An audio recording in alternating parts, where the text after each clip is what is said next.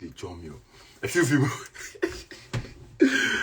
We talk about diplomatic. She's still street. A few people will pass through to defend the females. I like give the female perspective of the whole topic. You understand? So yeah, let me bring him on now, and then we take it from there. Hey, Charlie, we can't bro factual street. But yeah, let's go on. ILLASOPHICAL, where you, bro?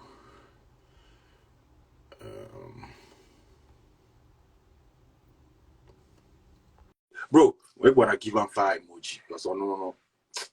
We're a solid guy. Wagwan, What's good? bro. What's good, bro? Hold up, let me get right. Hold up. Let me get right. I see that ring light working properly. Yeah, it's working, baby. It's working, baby. What's good? Africa was good, baby. I'm happy to be here, man.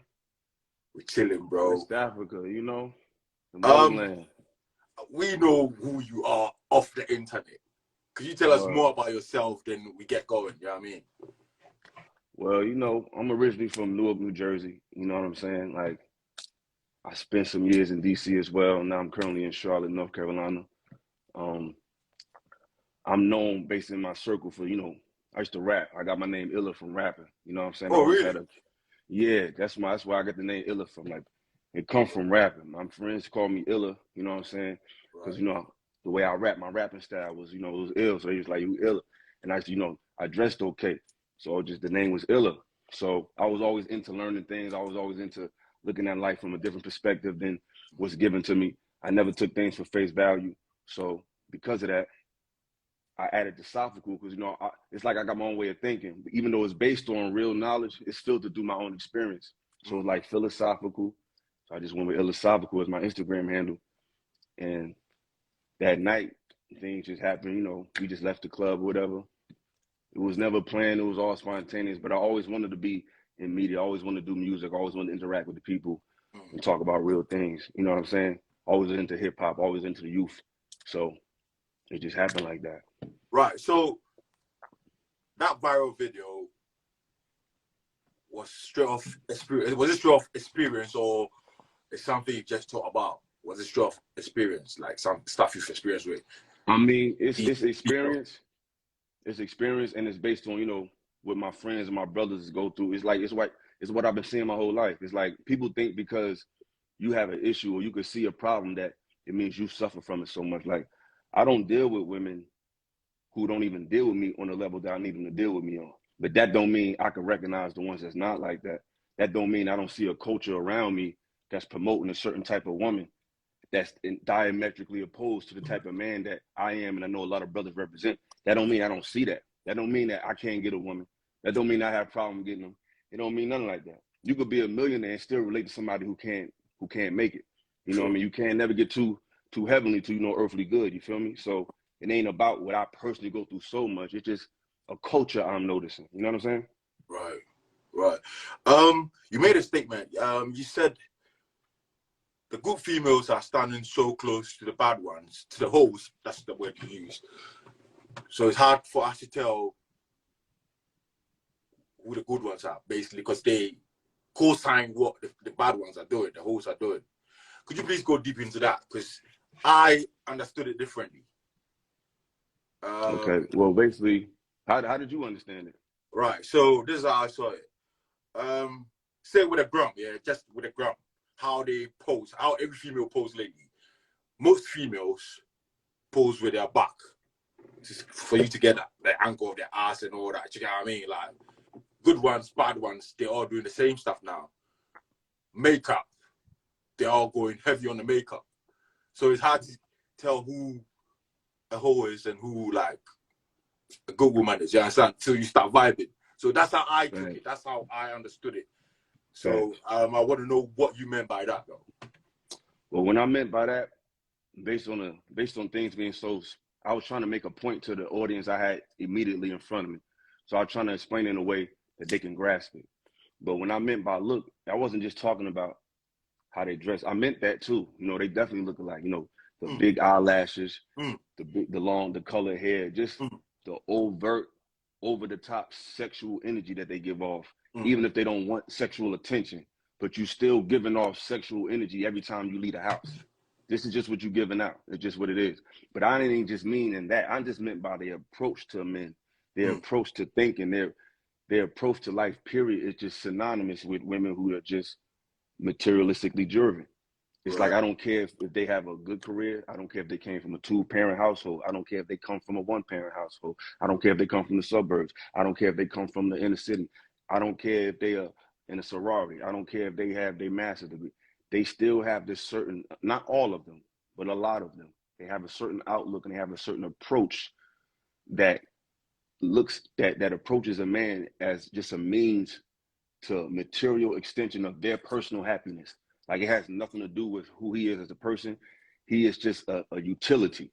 And I see that in women, regardless of background. And I notice it. That don't mean I tolerate it. That mean I notice it. You don't know it until you know it. I can meet a female, get to know, boom, and then she showed me that, and then I get up out of it. If I'm spending time with a woman, she already went through my checks and balances that to let me know that they're not like that. But it's not a lot of them out here like that. And I hear what my brother's going through. I see what the brother's going through, and then I see the images that's portrayed on television. I see what's co-signed in the media and co-signed by people who should know better. And I see that, okay, this is an agenda. You know what I'm saying? Women just don't realize it. Like, it's not, they're playing into your vanity to ultimately destroy you, but they plan into your vanity, and it's really ego and narcissistic. It has nothing to do with anything positive. It's just ego driven and narcissistic. Right. So when you say there's a bit of materialism in there, is it of what they want or what they expect you to have? It's off of what they've been told to demand from a man. It's off of what they've been programmed to demand, based on music, based on media, based on their lack of actual information of the real economic situation at hand. They're comparing the average man to, like, when we leave the house, we're not looking for Rihanna. We're not looking for Beyonce. We're not looking to meet the baddest woman in the world when we leave the house or we try to go to a function. We're just trying to meet a chick that's nice looking. She's cool. She got a cool conversation. We can take it from there. When they leave the house, they're looking for a top 5% man every time. Like, they comparing the average man to the highest of men every time. We're not doing that. We're not holding them up to the standard of the baddest woman in the world. They're holding us to the standard of an athlete, a rapper, entertainer, because unfortunately, I hate to say this, but unfortunately, a lot of our sisters, a lot of women, period, but a lot of our sisters, they are not as scholastically inclined to understand what's really going on in the world outside of what's directly beneficial to them right in front of their face. If it's not something that can bring a means to an end right now, they don't see the point of studying a social paradigm from 100 years ago. They don't see the point in studying a civilization or a culture from 100 years ago or metaphysics. They study things that give an immediate result to their personal bottom line. A self-help book, a law of attraction book, maybe even astrology, because it's giving them further information about themselves, which is good. But at the same time, you don't have an appreciation for the world around you. So you only look through the world through the lens of your own personal desires and mainstream media. No gender is more plugged into mainstream culture than females of all races, but especially our sisters. They get all their information from media, not actual study. They'll go to school, they'll get a degree, and they'll read a book in that realm, in that paradigm. But once they get out of school, the real inquiry for things that don't give them immediate results has no benefit to them. A man will read something that has no immediate gratification to him just because he wants to know. So we have a different outlook on life. So they take their narrow mind from just media-driven suggestion and try to apply that to the real world with real men, and it'll never work. Right. So you still want to classify such women as good women? Which women? What you mean? Say that again. You generalized it and said our females, our sisters now, they have their expectations, what they want. They're looking for something. Do you know what I mean? And if they are looking for something, you can classify them as good women if they are in the relation, they are coming into the relationship for something, like they have their expectations. They may be good women, like they may have good hearts and all of that. Yeah, that's what I want to know. What's a good woman to you? A good man? A good woman. A good man is, first of all, a man that what's a good woman? Yeah, to you, yeah. A good woman is a woman who accepts you not for just anything, but a good woman who your money and your finances is not predicated on why she's around you. She's around you because she wants to be around you, not because you're paying for anything. Not saying you shouldn't want to do things for her, but that's not why she's with you. She's not with you because you make a certain amount of money. She's not with you because you have a business or property. She's with you because she like the type of man you are, and she like how she feels around you, and she feels safe around you, and she can learn from you, and she just loves the person you are. And as a man, as long as you have your own and you're not in a position where you need her for anything that sustains your life, that's all that should be good enough for the woman. But it's not. If I met women who would tell me, if a man makes $50,000 to $70,000, that's cool, but I'm gonna try to show him how to make more money. Now, from one perspective, you can say, okay, that's cool because she wants to help him get more. But from another perspective, it's like, if that man is making enough money where he doesn't need your money, if nothing else, he doesn't need you to feed him, he doesn't need you to clothe him, he doesn't need you to pay his car note, he doesn't need you to do anything in his life. Who are you to come into his life and tell him what he needs to make more of or whatever, especially if you're making 100,000 or something already. If you're already making 100,000, you're already making 90,000. If he's making enough to at least sustain himself to the point where you attracted to him, who are you to tell him he needs to make more? It's a very arrogant and it's a very masculine approach that women have to men. Right. So that's what I'm asking. Why would you classify such women as good women then, if they have all these demands? But you're saying, I mean, because good that's the heart, quote. Okay. But because that's what they call good themselves. quality of a woman, though, if they are like that. Because when I say good, because good is in the eye of the beholder at the end of the day. Good to you could be not good to me. So when I say good, I meant good as far as what society says is good. She has a degree. She has a good career. She speaks well. She's a part of a organization. She has her own this. She has her own that. But the core of her is still evaluating you through a materialistic lens. So it's like, when I say good women, I mean what society deems as good women. But at the end of the day, everybody is different. Everybody can look at a different woman differently. But like at the end of the day, it's people I know right now that that may be good in soccer. But we all know that when I think of soccer, you think of the pros. So when I speak broadly, I'm speaking in general terms that people can understand right away. There's always subcategories and subjects underneath the main. But when I think of a good woman, I'm saying what society deems as a good woman is oftentimes she has more in common with the woman that's not good. So it's like, we don't know the difference. You know what I'm saying? Because of how your outlook is and how your approach is to us as men. It's similar to women that's different. That's supposedly not good, undesirable women. Y'all approach to us is the same. Wicked. Yeah, basically that's what I wanted to ask you, because I stand by everything you said in that video. Do you know what I mean? So I will bring someone who has a bit to say about that video. Do you know what I mean? And then we'll take it from Charlotte's coming at the place.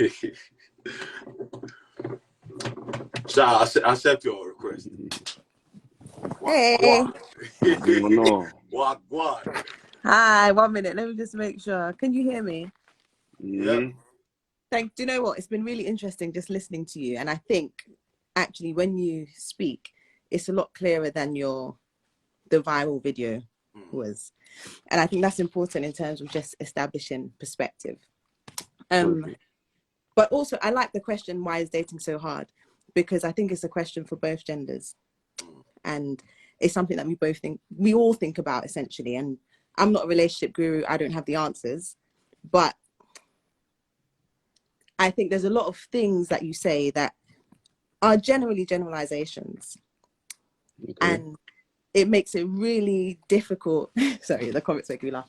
It makes it really difficult to really understand what you're saying when it feels like they're sweeping generalizations. So I'll give you an example.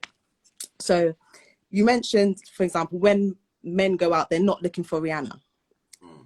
And I think most women that go out are not looking for an athlete or looking for a rapper, because that's not realistic.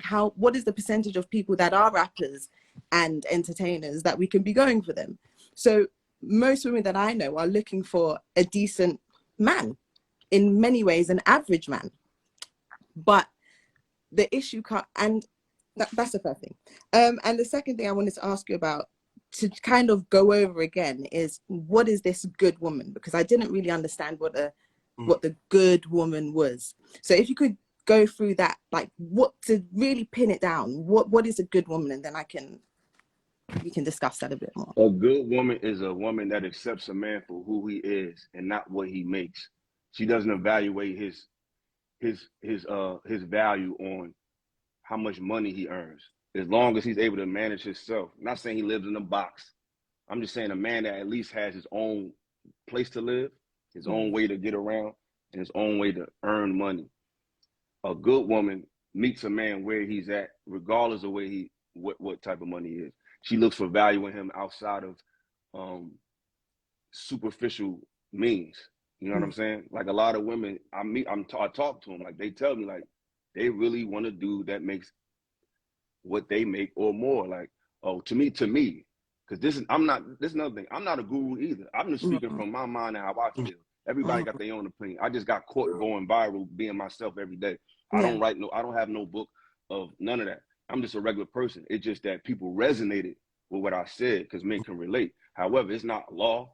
It's always variables. It's always exceptions to the rule. There's always anomalies, but we all have to speak in generalities. Like, in other words, if a bit, go ahead. You know what? I think I agree with you. In terms of meeting someone where they are, I'm not sure if women are given that same grace. Because often when we talk about, for example, what women look like, and a lot of the narrative around what a woman should be is around being kind of domestic, number one, and also being around, so number one, being domestic, but also around her appearance. Appearance is something that largely we don't have much control over, number one. Two, when you go and get surgery, that's also part of kind of feeding into that, you know, women are superficial. So it becomes, I think, men also, in terms of why is dating so hard, men also are typically not meeting women where they are. And when I have this discussion, I find the main thing that comes up is men typically do not want to be judged based on how much they earn, which I think is a fair question. What you're saying is, don't judge a man based on how much he's earning, blah, blah, blah. It's a fair judgment. But men are still judging women based on their appearance, what they look like, their bodies. You can talk. I'll let you go. So, George, send your request. George Gambino, send a request. I respect your view, but this is the difference. Generally speaking, men haven't deviated from their nature too much. Now, based on societal structures, based on broken homes, men are, I would say, are not as proactive, may not be as productive as we once was, but it's a lot of reasons for it. But I give that fair assessment. You know what I'm saying? A lot of men are not as builders and creators like we once was. Our people was always healers, teachers, inventors, and healers. That's throughout our culture. We've always been that to the world. So we've dropped the ball in a lot of cases. However, men have always looked at women from a perspective where their presence and their affection to us, their basic essentials was always enough for us. The problem is women, like I said, they get a lot of their social cues from television. So if you're watching television and you're trying to fit into a Hollywood paradigm, if you're trying to fit into a social media paradigm, then yeah, you're going to be around men who are always going to objectify you because you're in that type of world. But most women like to be in these type of environments. They like to be in places where they're easily objectified. But the average man is not. What do you mean by they like to be in places? They like to be. I feel like I know a lot of sisters who they like going to strip clubs more than men do. They like going to places where George, the can you energy. mute your bit? Yeah, because I'm struggling to hear him. You can't hear me? I can now. Sorry, it's because I'm not sure. Yeah, let's go. Yeah, let's go. You hear me now? Yeah, a lot of them like to be in places and put themselves in environments where they can be highly objectified. And it's like you get what you ask for. If you want to be a stripper, that's cool. There's nothing wrong with that. But you're going to be in an environment where it's just highly, highly, highly sexualized. If you want to go to a strip club, that's cool. That's an environment that's highly, highly sexualized. If you want to be involved in media, you want to be an actress, you want to be in Hollywood, you want to be in videos, that's cool. But those interests come with a lot of these type of environments. And the type of men a lot of women like are in those environments. Women sometimes they like the street dude. They like the dude with the edge. Okay, he's going to be in environments that's highly testosterone driven, highly egotistically driven. The energy is different. It's not like you just going through this at Starbucks. Where are you at when you're feeling like this? Who are you listening to that's telling you that you need to look this type of way?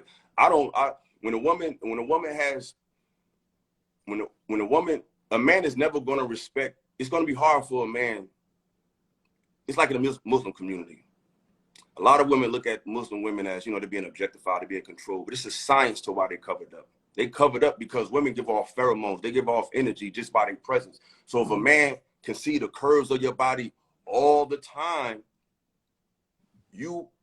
instead of looking at his maturity, you need to be looking at his nature. A man is a man. A nature is the nature. I think by and large, we're saying a similar thing. Because I guess as a woman, I'm seeing the female perspective, which is I think men are over reliant on their financials. So they're so interested in being a provider, so interested in the kind of the career driven things that they neglect what women say they need. And women are saying they need emotional security, right? Typically, that's one of the main things that women need. So I think, unfortunately, men are also, so the social media thing you're saying, I think applies just as much to men, because men are also consuming that content. They're still consuming their favorite rappers who are making what they probably will never make, and athletes and footballers, etc. And being in these, as you said, heavy testosterone filled environments. And then they're neglecting what it is. So when you say, then again, why is dating so hard? It's because we're having two flawed people. We have two people that are driven by the wrong things trying to make it work. I totally agree. I think a lot of men totally rely on their looks and their vehicle, and I totally agree. It's just that most women seem to want one type of guy more than most men want one type of girl. They might entertain a certain type of girl for leisure, but as far as who they taking home with and who they taking serious, it's not often a city girl. It's not often a girl with all the weave and all that. It's not really that type of girl. But most women are chasing after a certain kind of guy. To me, when it looks in comparison, because men do all those things you just mentioned. I say that to my brothers all the time.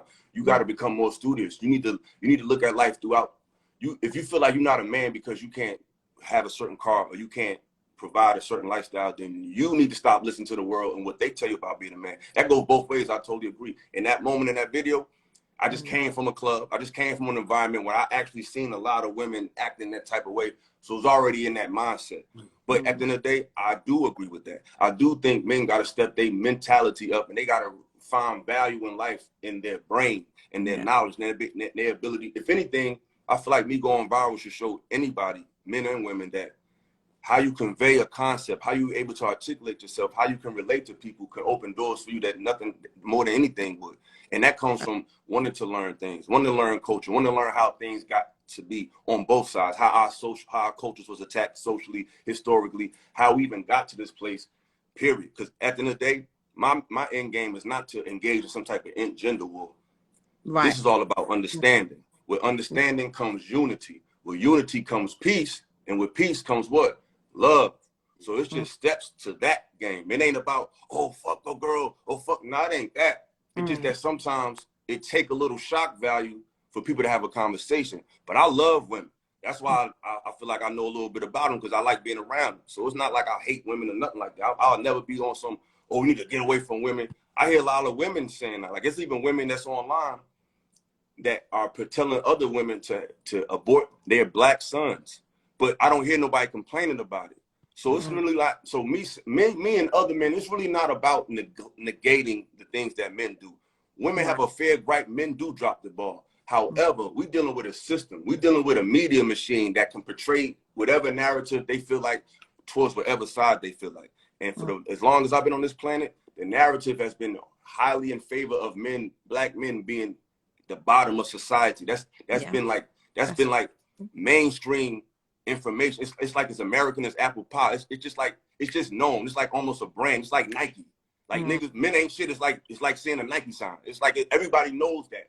So it's like it's not about attacking women. It's like, hey, there's another narrative to this particular case. Because like I said, y'all in another country. So I'm talking from an American point of view. I know for a fact that I grew up in the inner city.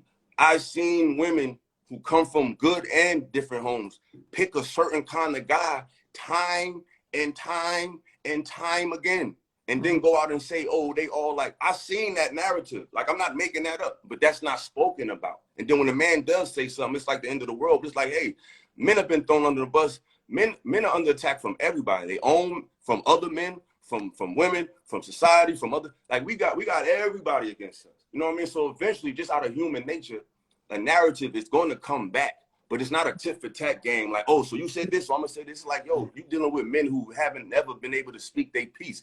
Men not being shit has been the narrative of mainstream media for the last 40 years. But can we talk a bit about this? Something I'm hearing a lot is masculine women. I think this is something it's gaining a lot of traction. Masculine women, and as well as feminine men too. To be fair. As well as feminine men, to be fair. Right, but I think the masculine women is something that's, you know, I'm maybe because I'm a woman, I'm hearing more about things that affect women. And often, this is the trouble I have. Often it's mentioned when we talk about career. So it's often careers, and that's a masculine woman, because to get into those positions, it often requires women to be more masculine. And then, kind of tying into what you said, men haven't changed much or haven't had to deviate from their nature. But this is quite an interesting thing when we talk about masculinity and femininity. Times have shifted in such a way that it's forced women to some degree, right, to be more quote unquote masculine. But the question that makes me think about is it that women are becoming more masculine?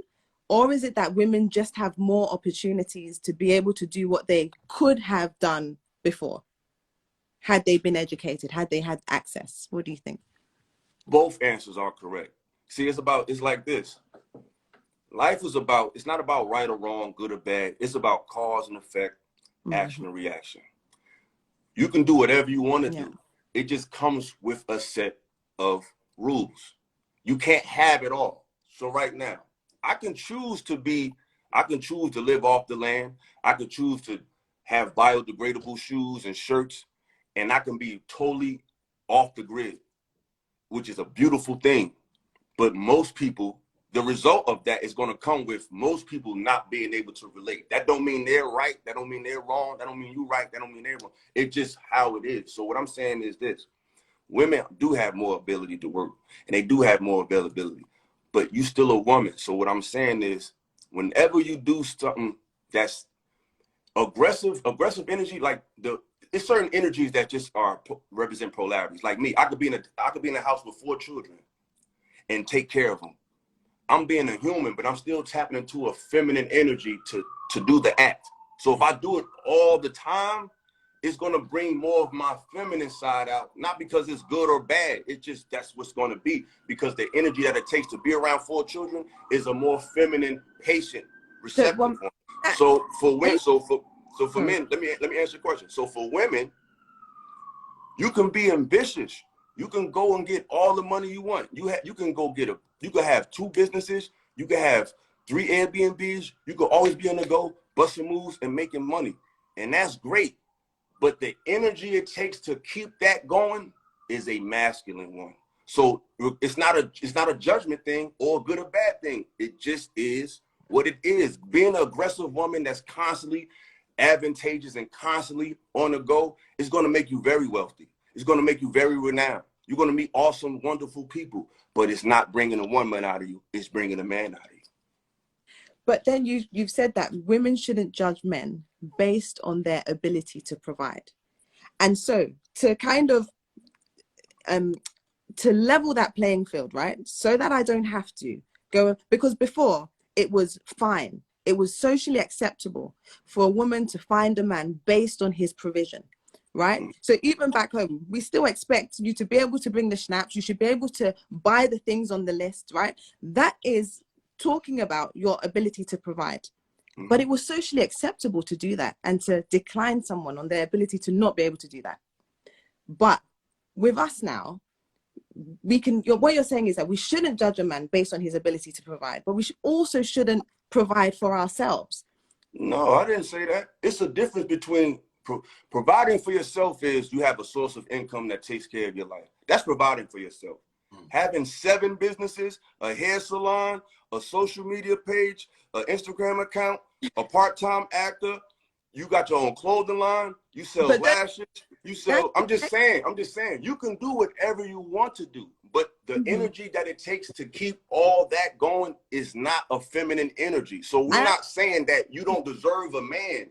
It's just that the rigors of this lifestyle is going to bring out energies in you that's not as feminine. And you can do it for the man. If a man, it's not saying you don't deserve a man, because I'll tell you this, if you can do all those things and still be submissive to a man, then you superwoman. I just don't know a whole lot of them that could. I'm not saying you can't do it, but it's not, I don't see it too often. Women who I see who have many businesses, they approach men like men do.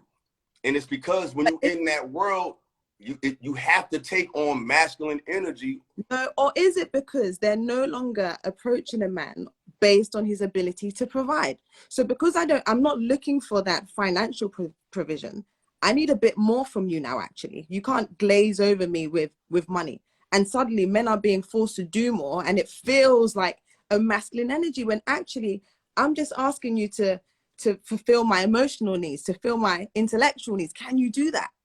I agree with that. Now, I don't hear intellectual often. That's the first time I heard that. I can respect that. But when it comes to emotional needs, now we got to unpack that. That means different things for different women. I know some women who emotional needs mean to literally just, sometimes I need somebody to talk to. Sometimes I need to be more patient with me. I need you to talk to me a little, be patient with me. Some women, emotional means that I can talk to you any kind of way I want. I need you to accept me when I'm erratic. I need you to accept me when I just feel like calling you out your name, and I need you to be strong. And so it depends on the woman. But in general, it's women that go viral every day, cursing some man out in public, smacking him in the head. So it's like, in that woman's mind, he ain't strong enough. He's not emotionally strong. So it's like, it depends on what we're talking about. Different women have a different definition of what they mean by emotional dexterity. A lot of them mean you can handle how I talk. Like, that's why you say you can't handle me. You handle. I don't think handle a human. I think what you're mentioning is quite like, that's some toxic things that women need to unlearn potentially, because I don't think when women typically that I speak about emotional security, they're not speaking about being able to. Let me ask you something. This is a different. I didn't mean to interrupt you, but this is something I know as women do that men are not allowed to do. I don't have a criminal record, but when they talk about black men that go to jail, I can't act like that's not a reality. But when women hear things, they only can say, well, me and my friends, we know that. My friend circle varies, but we know that there's what's out in the society, and then we know what's in our personal lives, what's presented to the world. Like, if you didn't know a black person from America, if all you did was watch television and watch music, you would come to a certain conclusion about our people that may not be that if you was actually here. And that consensus look is men are bad and women are better. Now that's just what's given to the masses. Now we can have conversations like this to filter these conversations and separate what's real from what's not. But if you didn't do this before social media, before people was able to take a camera and speak their mind, the narrative on mainstream reality was black women are at the top and black men still can't get their shit together. And the only time the narrative has changed is because we able to actually talk. If it was up to us, it wouldn't be no, look how they treat people who have any type of thing to say about women. They get canceled. That's an agenda. That's not fair. So of course there's women that don't fit that narrative. But then the women who don't need to talk to them. But I wonder if it is the majority that are, as you say, looking for. I wonder if it's the majority of men. No, but most women think most women think that most men are a definitive action. They ain't this, they ain't that. They don't have this same liberal, maybe not when it comes to men. But when it comes to women, it's like, maybe some of us like that, maybe not. But when it comes to men, it's like, yeah, that's what it is. And that's not what it is. And if that's the case, cool. But you got to deal with whatever you put out. You get what you receive. You give out overwhelming reviews towards one side, that's what you're going to get back. Like, I'm fair. I don't have to curse at you. I don't have to call you out your name. I don't have to yell at you to get across my point. I can intellectually disagree with or agree with anybody. But I don't see that same methodology when men are speaking to women. It's where they're not held to the same letter of proving each point like we are, which also proves our point that because women actually do know that men are very intelligent. We hold ourselves to a higher standard of getting to the bottom of things. Women are emotional. Like I said on my post, men wear their heart on their sleeves. They fall way faster than women. Women wear their heart on their ears. What they think you said or what you said is two different things, and that's what's gonna make them mess with you. You could say, baby, I think you should stay home tonight.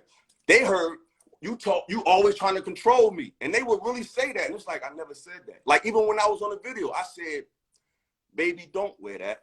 Baby, don't say that. You know how many women heard?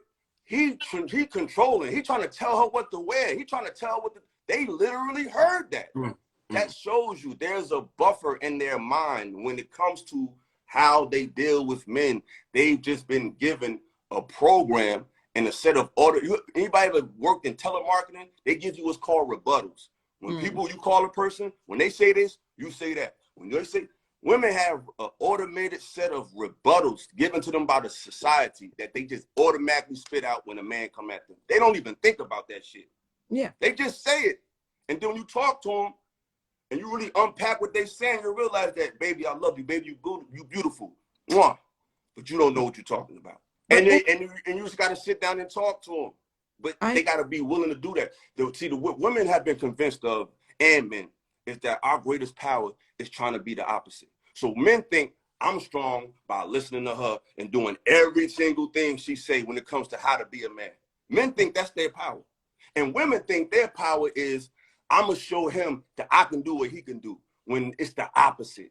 Women's power is from being women. Their most powerful asset is being feminine, regardless of who don't respect it or not. If you meet men who can't respect your femininity, that don't mean you need to become more masculine and you need to find another man. Because if you're feminine, you ever notice back in the day they show movies, it'd be a group of men talking, it'd be people talking, men, women, all types of people. But a beautiful, bad woman to come in the room, she's very, not just bad because she look good, but just her whole countenance is so graceful and so beautiful. She just come through, get a coffee and sit down and read a paper, and people just be looking around and start coming up to her like, hey, miss, you need something? Hey, miss. A woman is so powerful that in her perfect energy, she ain't even got to say shit. True. She just gonna show up.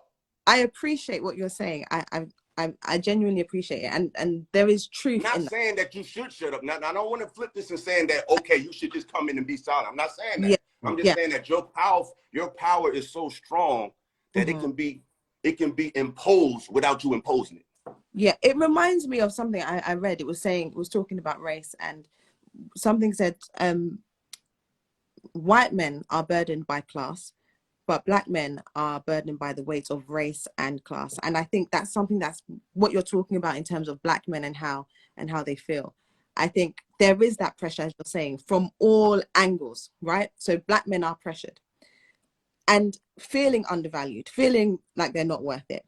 And everything in the media is further perpetuating those ideas. So it's valid to feel that way.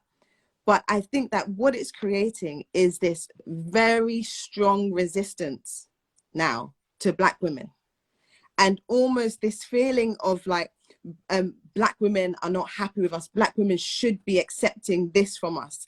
And often we have to wonder, what is it exactly? So when you're saying a woman should meet you where you are, what does that really mean? If you want me to be feminine, you want me to be feminine, right? So that's a standard that I have to match, right? To be feminine. You want me to be graceful, you want me to be submissive. But then in that same breath, you want me to accept you, but also say, maybe I can't provide for you in the way that would make you be able to flourish like a flower. If it's in the right environment, right, it can fully flourish. So if you can't financially provide in that way, why should a woman be forced to be this kind of to be the version of her that you want her to be? First of all, if a woman don't agree with a man's income, she don't need to be with him in the first place. So if you don't like what he makes, if you don't want his money, if he don't make enough for you, then don't be with him. I'm talking about because that's your right, that's your prerogative. And average men from other races, they date more outside of their race. You know what I'm saying? So what I'm saying is, you don't have to deal with no man's income. If he don't make enough money for you, you don't have to deal with him. Should women judge men based on what they make for dating? You can judge me based on whatever you want. You just gotta respect me. See, the thing is, women think we're saying, pick me. I make 60,000, and you want a dude that make 140. You should pick me. No, we're not saying that. You ain't gotta pick me. Just don't disrespect people like me. Don't disrespect men who don't make it seem like the elite of men or the real man is the man that makes this amount. That's where we disagree. You don't have to pick that, because at the end of the day, all the leverage is on the man, whether he got money or not. Because the problem is, women put themselves on this treadmill. You want a man that make a certain amount. You understand something. This is another thing that women don't do. Y'all, I'm gonna start saying y'all. Some women do not really know what a man is or a man. A man knows about a woman, and he knows about himself through the eyes of a woman. And a woman knows who she is through women and through other men and through other women. But nobody really knows what a man is through the eyes of a man and is willing to accept a man from the perspective of a man. Most women are they're understanding men from what women told you they should be. And to be specific, women from another culture told you what they should be. Not even your own women. Historically, our ancestors wasn't based on, a lot of our grandmothers was with their grandfather because how they felt about it. It wasn't always about money. It's a lot of racial wasn't, they had no money. They just had each other. So it's not because a man's inherent value is more than just his money. That's why even in the street, the dude that's running the block, it don't be the dude with the money, it be the dude with the heart. So the dude with all the bread, he giving it to somebody who he's scared of, who ain't got no money. See, men got a different outlook of men that y'all just don't have, because y'all don't really know what men are. Y'all really don't know. Like women, I'll give you a prime example. I'm gonna give you this real quick. Women carry babies for 9 months. They sit down and they hold the baby in their stomach, and they feel not only the physical weight of the baby, they feel the spiritual intent of the baby. They feel the baby's emotions. They feel all this going on inside of them for 9 months, and it's over. Men have sperm inside of them. Sperm is already thinking, and there's millions of them, and they're all against each other trying to get to the egg. Women don't have no idea what it feels like to have that inside of them, to even tell a man what he should and shouldn't do, because you don't know. Just like women always say, you're not a woman. You don't know what it's like. You're right. You don't know what it's like to have 30 million potential people inside of you running wild every single day. You have no idea what that feels like. So how the hell can you gauge what he should do and he shouldn't do? You have no idea. And you're not stronger than him. Without no money, without no credit, without no car, just us, nature, and you're going to lose. So you need to respect us, period. Whether we make $1 million or 50, because we men, and men built the world. And men build things that benefit society. Women build things that benefit themselves and their family. And there's nothing wrong with that. But you need to respect men, and women don't do it. And they always cling towards men who are only materially enhanced. And then they get heartbroken, and then they go in this revolving door. I want a man with money, but he keep cheating. A man is naturally polygamous. So if he chooses to be with you, it's because he's choosing to turn off his nature for you. Women just don't respect that dynamic. That's who he is. So the more a man is enhanced economically, the more of a man he becomes. You give a man, a black man with the original energy of the fucking universe, $100 million, you think you can control that man? That's the ego of women. That's what society teach you, and you believe that shit, but it's not true. But people will keep telling you because it's money in your ignorance. That's why the biggest consumers of everything is what? Women. You are consumers. You buy into this. You buy into that. But you don't really want to deal with the reality of what it is. Men are not what you think they are, and they never will be. And if you're trying to make, if you're trying to find a man to be just like you, you're not even looking for a man. Right. So what are men? From a male perspective, why don't you give that to us? A man is somebody who has an appreciation for where he comes from. A man is somebody who has an appreciation for his community. A man is somebody who is authentically himself.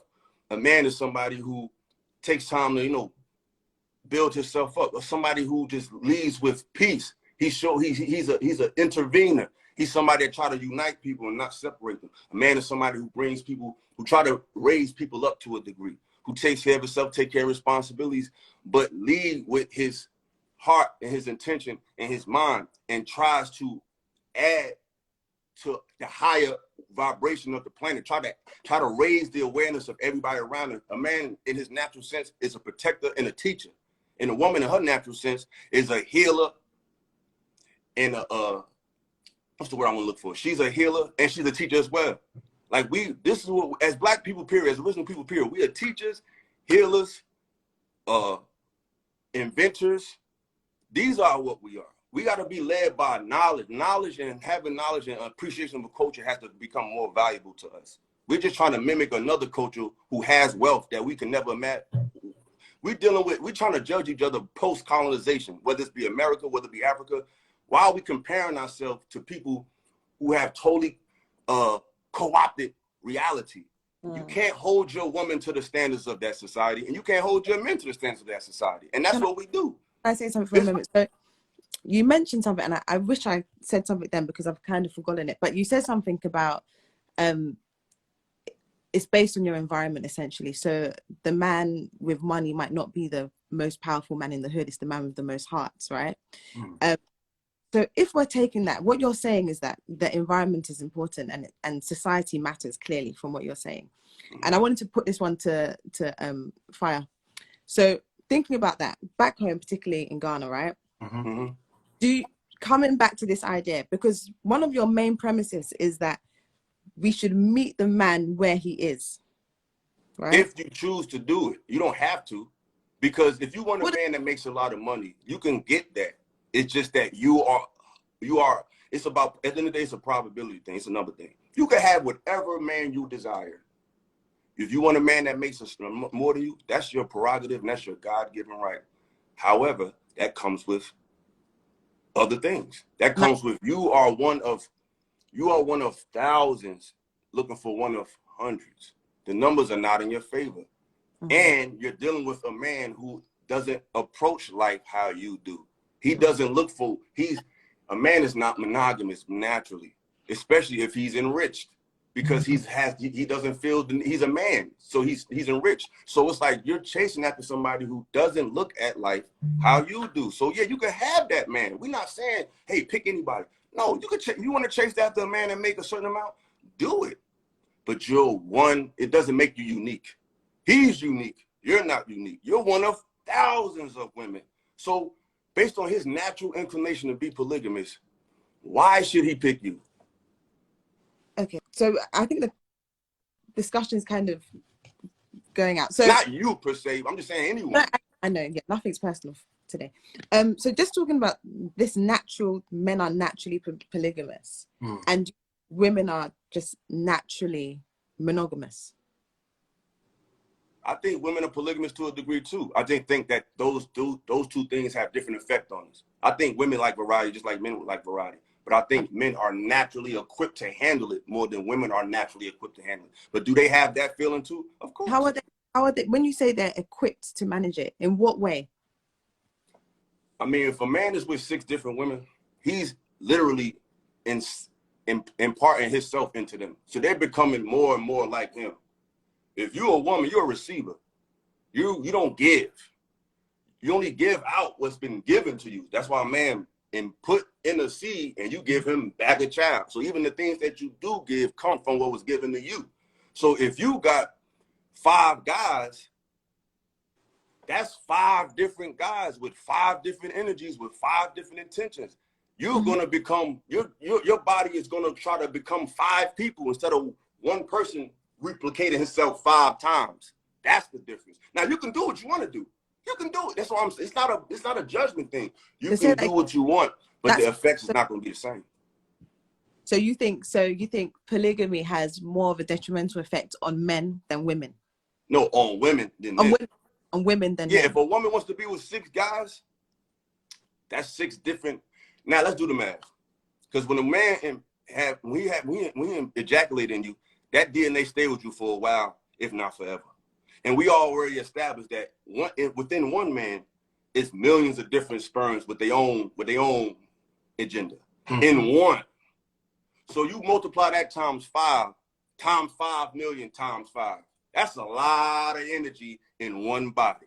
You can do it all you want, but it's just not gonna be as advantageous for you. But so you spoke about, so when we spoke about the power that women had when you said the woman come in, she can just attract that power, right? With her presence, yeah. With her. But do you genuinely think that women also do not have that energy? So women also, so let me rephrase that. Women have that same powerful energy, a different energy, albeit, but an energy that's also powerful. So when you're sleeping with multiple women, you are also encountering their energy. It's not, the narrative is, men give out and women receive, which is true in one context, but sleeping with different women, you're having different experiences, different emotional connections, different potentially spiritual connections. So that's a fact. And that's undisciplined. Definitely. You have no argument with me from there. That's why I said polygamous. Polygamous says I have multiple girlfriends that are in one situation or wives. So this is a consolidated thing. I ain't talking about, since I'm a man, I can fuck anybody whenever I want. And some men do that, and some men go through those bouts.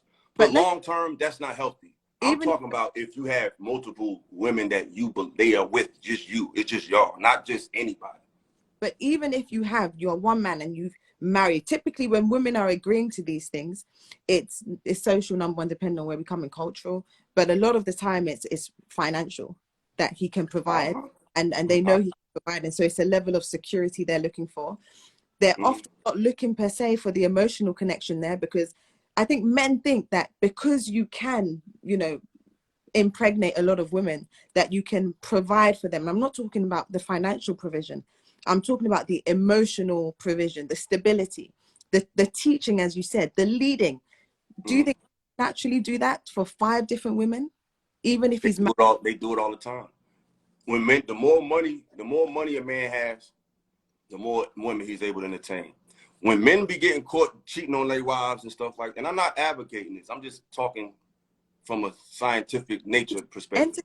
And men have multiple wives, or like I've seen dudes, they have a girlfriend, they have a side girl, they have a wife. Now, they don't know about each other, but individually, they're satisfied.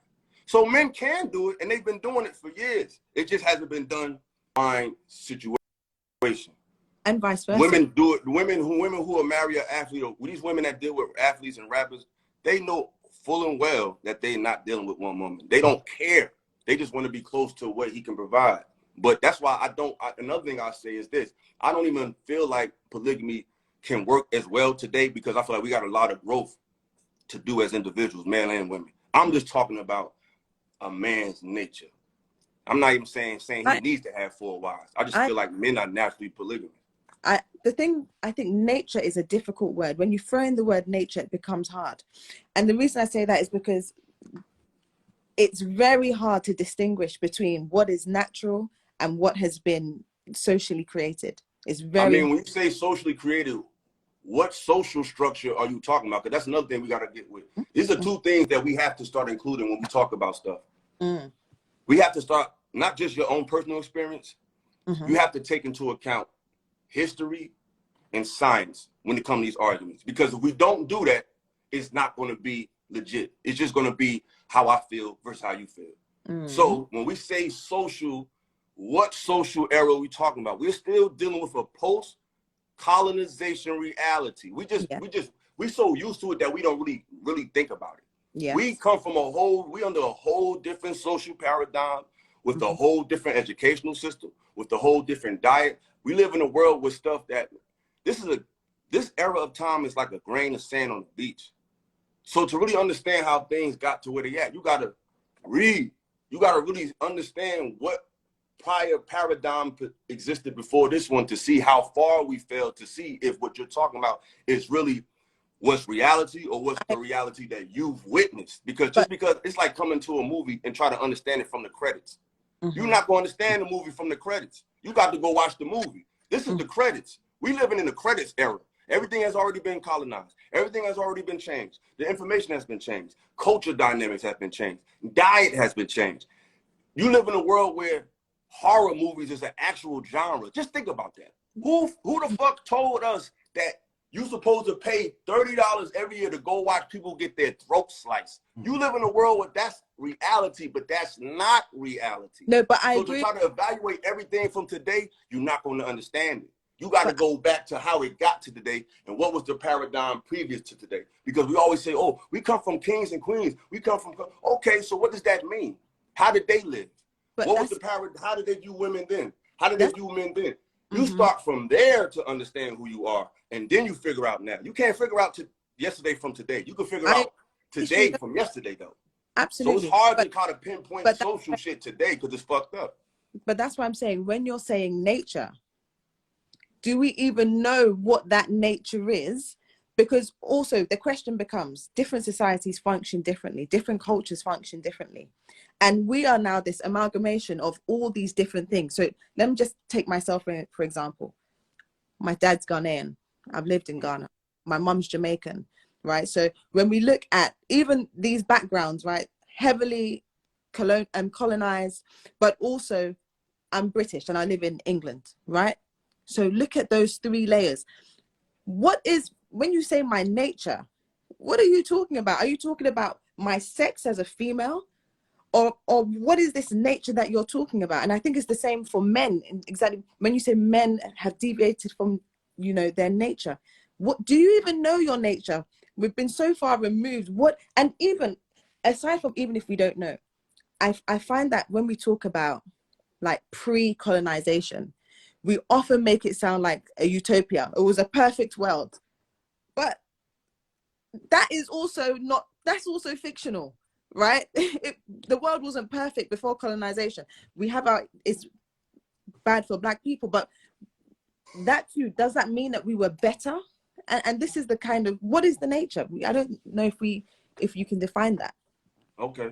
First of all, nature is peace. If you study the history of our people, we were always bringing knowledge and understanding all over the world. There is no such thing as this perfect utopia. And that's one thing with our people is it's either we're extremists. We don't understand balance. It's either it's all good or it's all bad. I agree with that. You know what I'm saying? We don't understand nuance. There's no such thing as a perfect culture. But it was definitely a higher culture that preceded this one. There was higher cultures that had higher standards of living, higher standards of dealing with each other, higher standards of speaking to each other, higher standards of diet. So first of all, when you eating different, you're gonna feel different, you're gonna think different, you're gonna act different. That's for one thing. We wasn't even eating this. We eat meat every day. And I'm guilty of it too, but I'm just saying you raised like that. You never even experienced reality where you was eating and ingesting what you were supposed to all your life. You never even seen that. So when I say your nature, you don't know your nature until you deal with nature. So you judge a tree by the fruit of it. The Bible tell you that. So boom, I'm in this post-colonial paradigm. So what's the paradigm that preceded this one? How did they live? How do we live? We all know that our ancestors, ancient African cultures, Moorish cultures, were running the world. So if we were ruling the world, that means we had, at least for the sake of argument, we had a higher way of looking at life and a different decorum. It wasn't perfect because nothing's perfect. But as a people, as a global people, we were the class of the world. So it don't hurt nobody to at least see what was going on then, make a comparison to today, and see if you can find yourself somewhere in the middle as a whole. It's not about being perfect, but you can still, there are still precedents of higher ways of living than we are now. And back then, we didn't have these gender confusions that we have now. Women were comfortable being women, and men were comfortable being men in our culture. Yeah, I think it's hard to come to the bottom of this nature argument, because when you say nature is peace, that's very abstract, you know, and we have like physical experiences now that are very practical, and it makes it quite difficult to understand what that means. All spiritual systems teach the same thing. Christianity say love thy neighbor. So does the Quran. So does the Bhagavad Gita. So they all teach do unto others as you want to do to yourself. Honor your fellow man. They all saying the same thing. Islam means peace. Jesus was the Prince of Peace. Islam, they say, Assalamu alaikum, Assalamu alaikum. The Ethiopians say salam. The Jews say shalom. Nouns are interchangeable. They all saying what? Peace. Peace is the same thing. It's all the same thing because it's all come from one people, the original people of the planet, the Moors. That's us. And I don't want to get too deep, but it's just what it is. So that's who we are. We have a nature. We have a you judge it. If you want to know what the nature of a lion is, you watch the lion and see how it acts in its natural environment. That's how you know a lion's nature. But so you see, this is not our natural environment. So if you want to know your nature, you have to go and study when you were in your environment that was more conducive to you, and then you'll have a clearer picture of what you can be. And that's what I'm saying. You can't use nature. Say so. Women have deviated so much from their nature because it's still social, and people think saying something is social is bad. It's not. It's just the environment and how it frames us, right? And we are constantly being framed. Women are constantly going to mold and adjust according to our environment. That's just something that's going to happen. And when we have I want to just kind of bring it back to the question of why is dating so hard? One of the things I've come across, and tell me your thoughts on this, is that we create binaries, right? Two extreme, and you said it exactly, like we love extremes. Men, provider, masculine, dominant, protector, all of these things. Women, submissive, feminine, often silent. But typically those are these binaries. But often people rarely fall into those categories. It's more of a continuum where we fall somewhere along those lines. My mom just came in.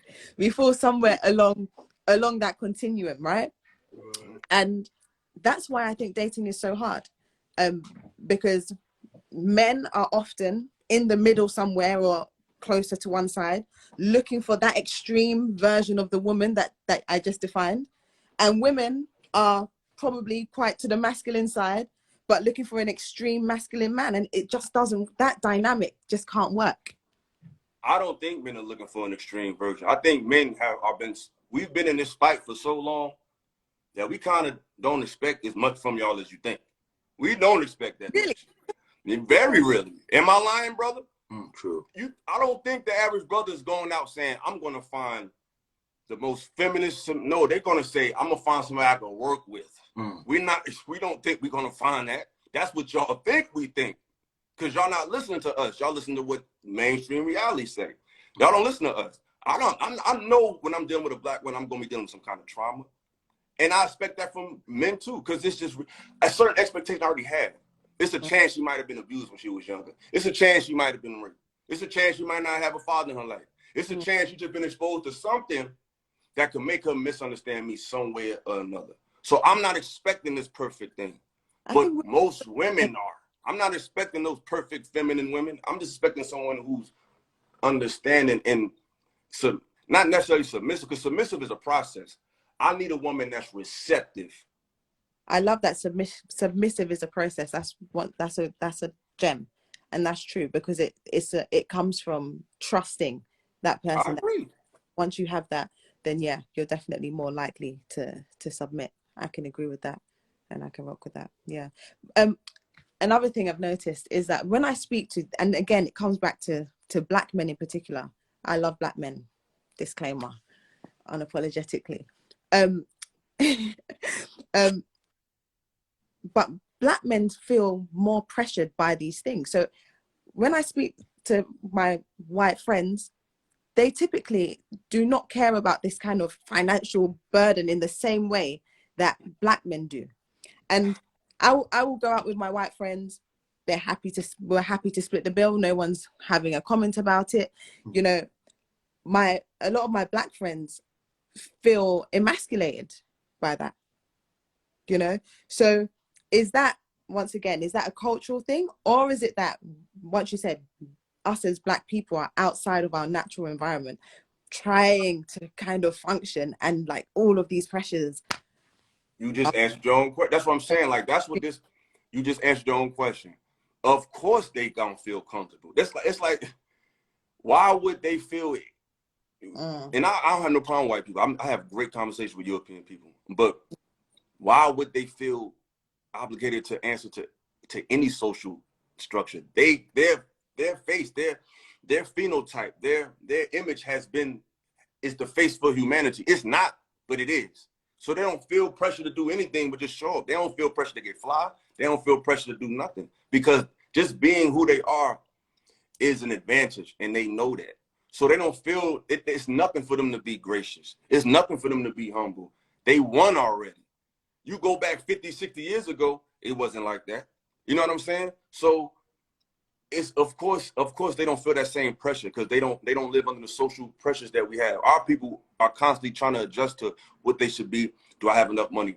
Am I handsome enough? Am I pretty enough? Am I fly enough? Even the music reflects that. Even today's music, you go back 20, 30 years ago, the music was always some gangster shit. It was always some sexual shit. It was also songs that met you where you was at. You go to the club today, y'all have this advantage. Like, Afro beats is a vibe.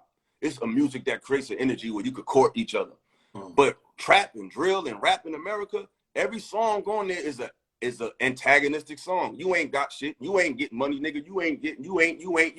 How am I fucking party to that? How am I supposed to feel good to that? Everything about us is telling us what we not. True. Bro, I won. What's good, bro? What happened to the sister? She all right? Yeah, I think maybe an internet sign. Football jersey guy, Wagwan. We didn't hear you. Oh. He can't hear us? Remove quick and fast. So Fire Stick, talk to me, man. How you feel? You have any questions? How you feel about I'm enjoying the conversation. Like, you're coming out with some good points. She's coming out with some good points.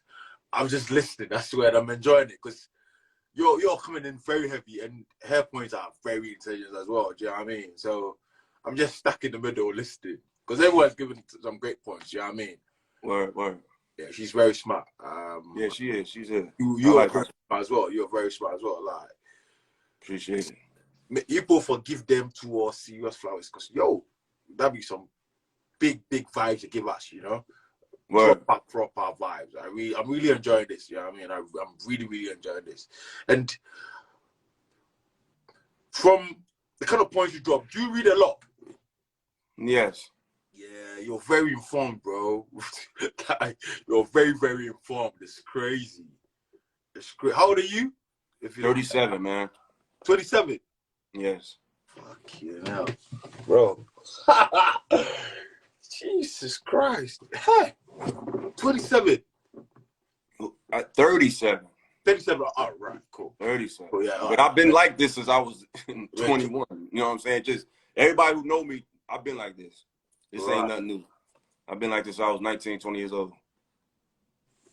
Very interesting. Let's hope Charlotte is back. Yeah, she's back. All right. Yeah.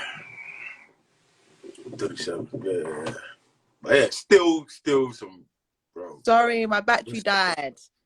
So, No doubt. Cool. That's cool.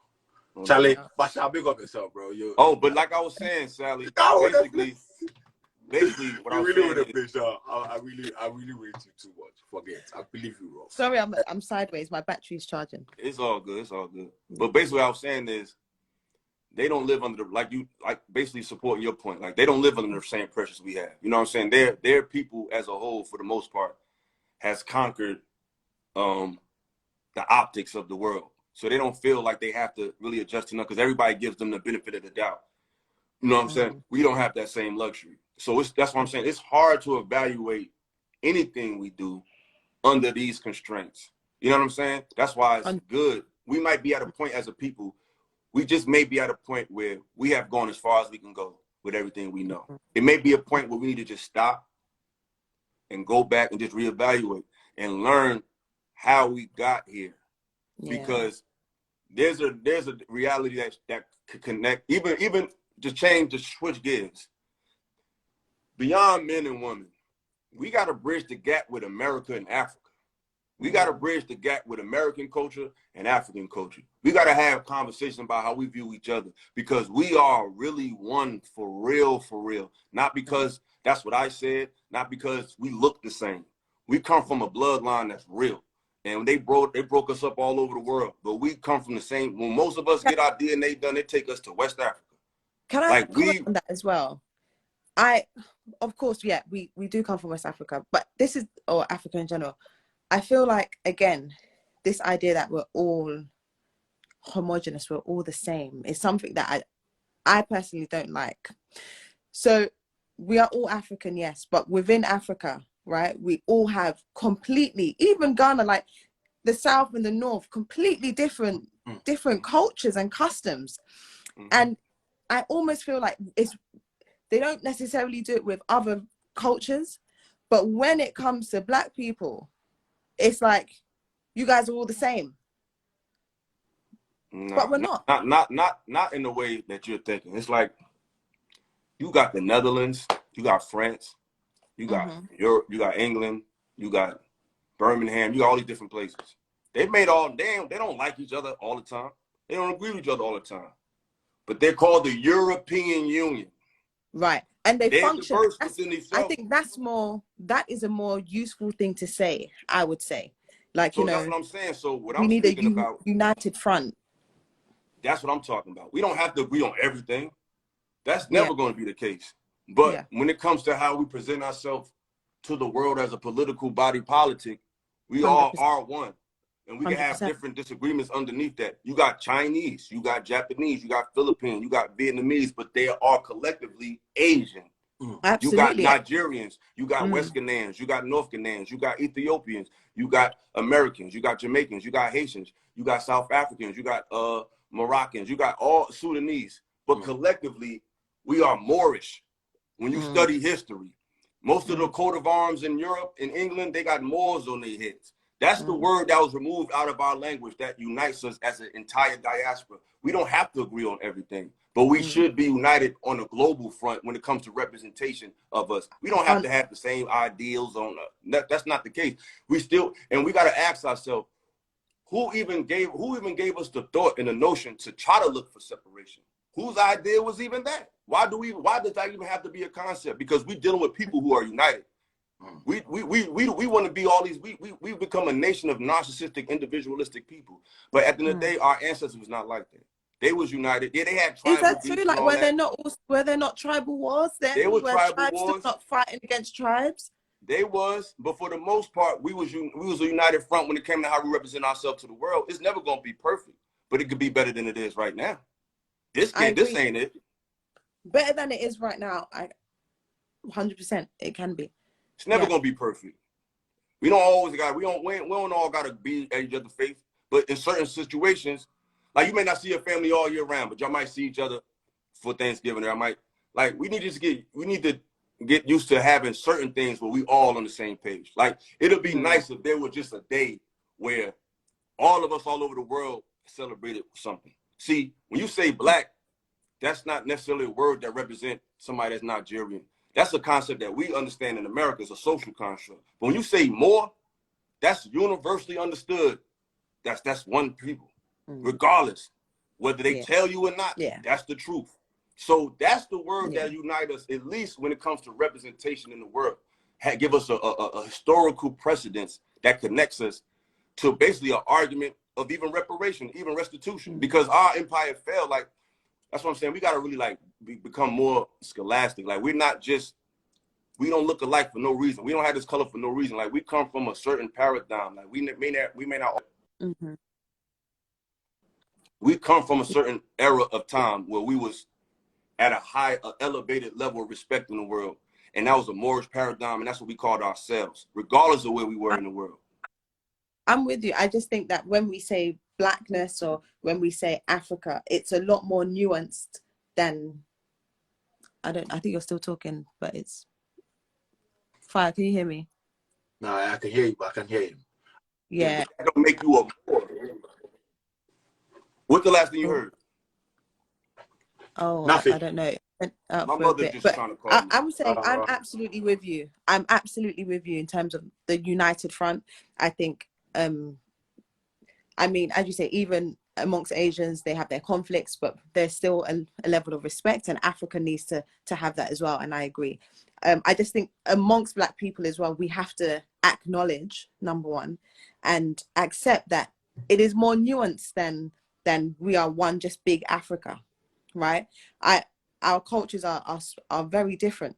You know, our ways are very different. I was in Uganda not too long ago, and certain things felt similar, but there were also a lot of differences as well, and that's fine, and I don't like that grouping of Black people all as one. We are one fundamentally, yes, I know what you're saying, but that nuance is really important.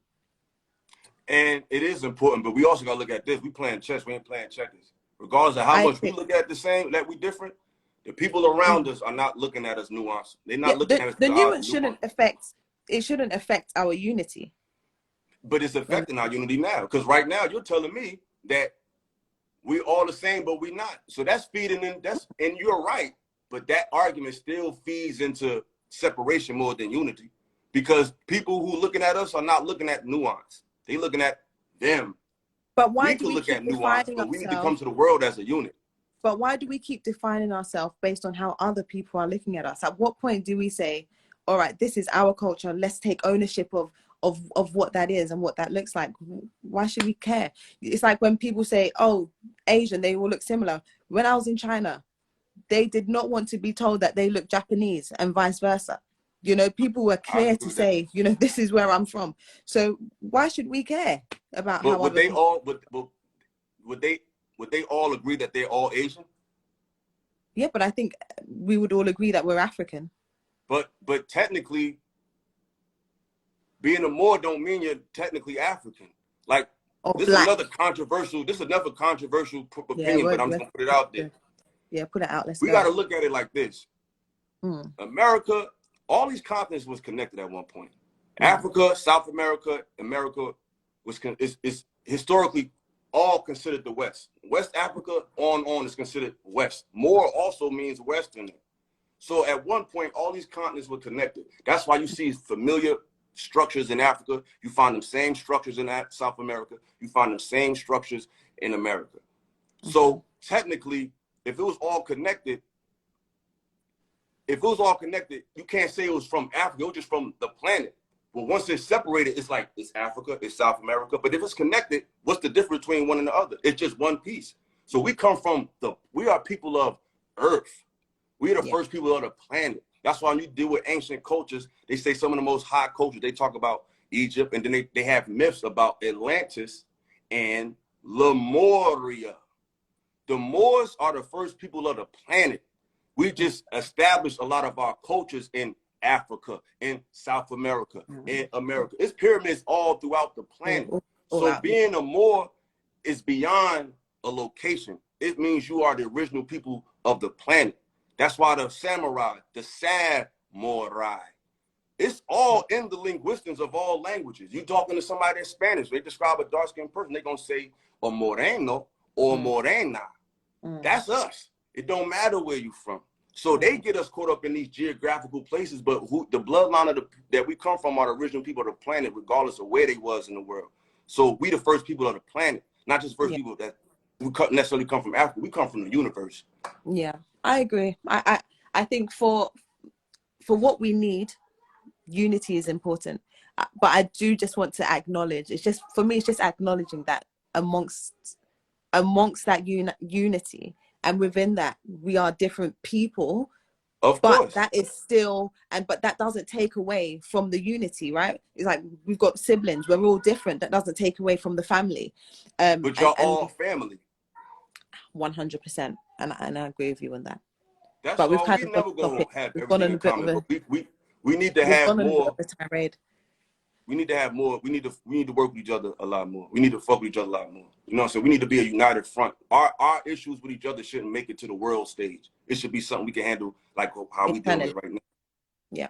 You know what I'm saying? Because other cultures, they got differences, but you don't know about it. You got to talk to them to find out. But they not putting it to the world. We got to stop putting our issues on the world stage and handle them in-house. It's never going to be perfect. You know what I'm saying?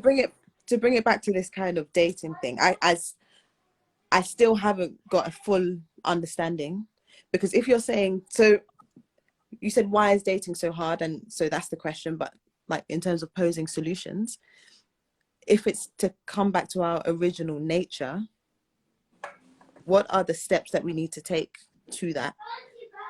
I mean, just get to know people for who they are. See if they can provide a value to you outside of something tangible. Not saying you should lower your standards, but can we start judging each other based on who we are as individuals? Can we start there? I'm not saying, and if you don't want to, you don't have to, but we can start there. We could just stop when we go approach somebody. If they have their own thing and they take care of themselves, and you're taking care of yourself, who makes what shouldn't even be a part of the conversation when trying to get to know somebody. Like, let's just take money off the table. As long as they're taking care of themselves without you helping them, and they're not doing nothing illegal, they're not doing something that's gonna get them killed, what they make is really none of your business. Because they obviously, whatever they make is enough where they don't need you. So and can we take that same approach for women? So as far as what? So as far as appearance, and also maybe even this thing about masculinity and femininity, like maybe to some extent we need to really look at that and just take the people for who they are. I mean, that's true, but like I said, you don't have to deal with a man that don't make amount. But certain things, it's a difference between dealing with your nature and accepting things that are unnatural. It's not natural for a man to accept a woman who's not in her natural setting. Like that, you're still making me adjust. Like, if I'm taking care of myself, we just getting to know each other. What I make is really not doing nothing to you. But if I'm coming outside with you, I thought we established that we are so far from natural because we don't know what that is. I thought we've established that.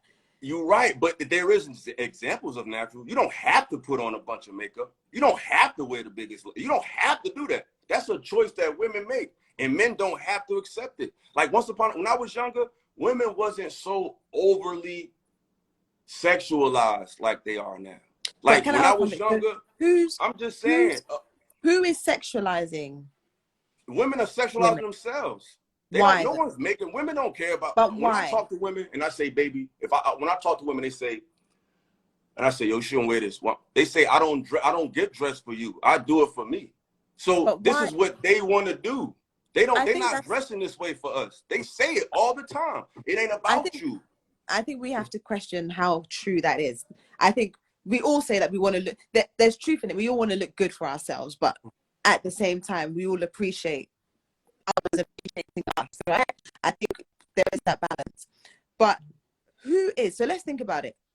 How many women are the executives of these media companies that are showing women what it should look like? How many women are? So it.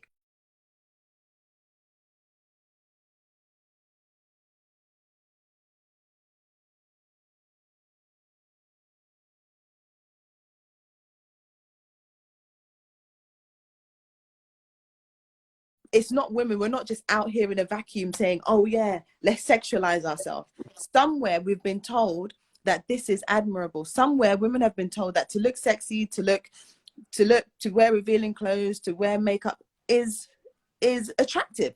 And it might be white men telling us that, but someone has fed that into us. And it's not fair then to, I'm not saying I well, you should mean, judge. you're absolutely right, sweetheart. Someone has told you, mainstream society. But just like mainstream society has been telling the inner city black man, you a thug, you a gang member, you a crip, you a blood, you a hustler. They tell they got a plan for both of us. But we never heard the pushback from women all these years when that was the narrative for us. Now that men are starting to speak about the narrative for women, it's like now things are unfair. And that's not fair. It is somebody telling y'all to do it. That What don't do you mean you mean have by to there do wasn't? it. What do you mean by there wasn't that pushback for when men were being called? When men was being dogged throughout the 90s, early 2000s, I never heard men ain't even complain about it. It just was something they just accepted. There was no pushback narrative to say, no, our brother's not like that. Our brothers is not just there was no pushback. But as soon as the men started to say and speak their piece, there's been an alarming amount of pushback from women all over the world when it comes to men saying that. But it was not no pushback for them. I think the pushback is because what is now being said, in some ways it can feel like it's quite offensive in one sense. And I think that's because of all the pressure, number one. But two, sometimes what men are saying is not the lived reality for a lot of women. A lot of women that you will probably speak to will tell you, oh, I ride for my man. I'm down for my man. We're gonna build our empire together. Right?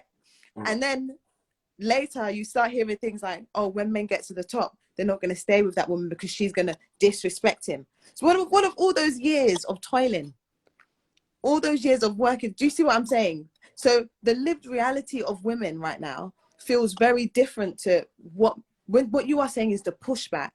For us, we feel like we are now being pushed into a corner. We're now being, why can't that narrative, that pushback, elevate men but also elevate women? It feels like it's suppressing women and then elevating men. Why is that? I mean, join the club. Men been getting talked about and put in the corner since I was a baby.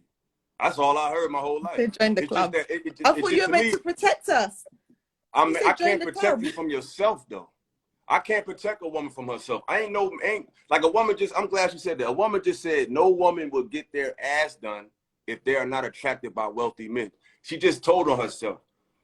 You're still focusing on one that's a man, kind though. of man. That's a man. That's a man, though. That's a man? Yeah. Yeah, they so he's telling us most women are stuck on one kind of man. Yeah, if you're looking at I don't know, most wealthy men ain't looking for a woman with her ass done. Like, who said that? But most women, you're talking about your friends and your circle, and you have the right to say that. Just like men, every man I know is not a drug dealer. Every man I know is not a criminal. Every man I know is not a deadbeat dad. Every man I know don't have a criminal record. But that's what's been pushed in the media for years. But is that the majority? So what we're seeing in the media is that the majority being pushed. But a lot of women out here do. Look at the music. Like, I'll give you an example. I seen a Million Man march. But I seen women do a slut walk. I never seen a Million Thug march. I never seen a Million Gangster march. I never seen a Million Crip march. Do you know I'm just saying. I never seen a Million Blood march, but I have seen a united front of women saying we are sluts and you better not say no. I've seen that in my lifetime. That happened. That really happened. So we don't co-sign the BS. We don't co-sign the stuff that it's hard to throw that on us because in mass we don't wrap our arms around the worst of us. Women, if anything, find the worst of us. A lot of sisters, this is a true story. This happened 2 days ago. And if the woman is watching right now, I'm sorry, but you said some crazy shit, and I got to repeat it. This woman told me, this woman makes $100,000 a year. Very beautiful, nice looking, pretty, all the extras. She said she would rather deal with a man with a criminal record than a man from the suburbs. Because she said if he has a criminal record, she can verify that he is tough, he not a punk, and other people can vouch for it. Yeah, I can't relate. But I'm just saying. But then again, sometimes it depends on what these women exist. That shows you that their outlook on men is strictly derived from the goddamn television. It has no place in reality. Everything about women dealing with us is coming from not history, not science, from feminist modern concepts that come through the media. I agree. But you see, when you're talking about men as well, right? You talk about the most examples that you've given me of men have been rappers, not rappers, have been athletes and essentially entertainers and people making a lot of money. Those are also just a select few that the media has forced down our throats to make us think that that is the norm. So I think we're saying that a very similar thing is that the media has fed both men and women with a full sense of reality. Or at least You're right, but men don't buy into it as much as y'all do. Oh, men buy into it. Men buy into it. I don't. Men buy into it. If we look at what we wear, the designer, everything designer, no bankum. No, I If you think about, but a lot of that pressure comes from the media, but it's filtered a lot. It is come from the media. I agree, but I know more women putting pressure on men to have money than I know men putting pressure on women to be the baddest woman. That's all I'm saying. Men want us to look good. Men want us to make money and come home and cook and still be. I don't know too many dudes like that. And to be a lady and to not be sexually experienced, but to also be sexually experienced at this simultaneously. It feels like a maze. Like I'm just speaking as a woman, like navigating these dating streets. It feels like a maze because what do you do? And often the career thing is at least feels certain that if I follow these strategies, if I do these things, I can make progress. With the dating thing, you honestly can't tell. You can be ladylike, you can be submissive, and he will still be with another woman who's pushing him in the head every 2 seconds. What do you do? We don't know what to do. I don't know too many dudes that leave a good woman for somebody that's gonna push them in the head. I don't know none. I'm not saying it don't exist. I don't know none. Be goddamn. Hell no. I ain't doing that shit. I'm just saying it might be out here. I don't know no dudes who be like, yo, I'm gonna leave this peaceful ass girl for this ratchet chick that's gonna be hitting me in the head. He might go fuck her, but I don't know no dude that'll leave a peaceful woman to be with that. Why do you make that sound more reasonable that he might go and sleep with her? I didn't say it was reasonable. I just said but you make it sound like, you know, he might go and do that. Like but doing that, we've already discussed the kind of sexual energy and like I didn't say it was a good thing. I never said it was good. I just said if in the process of trying to get some pussy, you might get pushed in the head. That's what I'm saying. We not doing that for somebody we want to be. I'm not doing it, period. But I'm saying if a man does do that, it's strictly a sexual transactional situation. It's not, I'm going to leave my girlfriend to be with her. No, I'm going to turn up and do what I do with her and go back. I'm not saying you should do that. I'm not saying it's right. I'm just saying when that situation occurs, it leans more towards just a sex thing than it is a substantial relationship. So back to the thing I was saying about grace. Do you see that women don't get the grace to say? Say that again? That women don't get the grace to say, do you know what? This one is emotional security, but I'm just going to play about with the financial security for a little bit, but I'm not going to leave my emotional security. We don't get the choice to say that. We get told to pick. You could do what you want to do. Women could do what the hell they want to do. Typically we have to pick. Whereas a man... Women could do what the hell they want to do. Women out here doing the most. I know women with 3 or 4 boyfriends. They doing the damn thing. A man will be like, this is my safe place. This is a good, peaceful woman. But yeah, for the sexual transaction, let's go here. But why can't women? I'm not saying why can't, because to be honest, it's not admirable. But this is what women are battling too. It's a different battles, but we're all, as my friend will say, nowhere cool. It's hard everywhere. I think women do what the hell they want to do. I think women do what they want to do. They just can't handle the backlash that come with it. Men say, fuck it. I know what come with it, and I don't care. Women want to do what they want to do, but they don't want to deal with the backlash that comes from it. Women do it all the time. Can you give me an example of what you mean? Of what women doing? Women women deal with 7 dudes, and she's called promiscuous, and she's like, you judging me. You can't do that. A man deal with 6 or 7 girls, and they call him names. He's like, whatever. He don't care. What you call him is what you call him.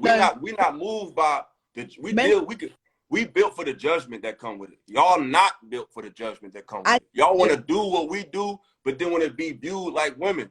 You're not going to be viewed like women.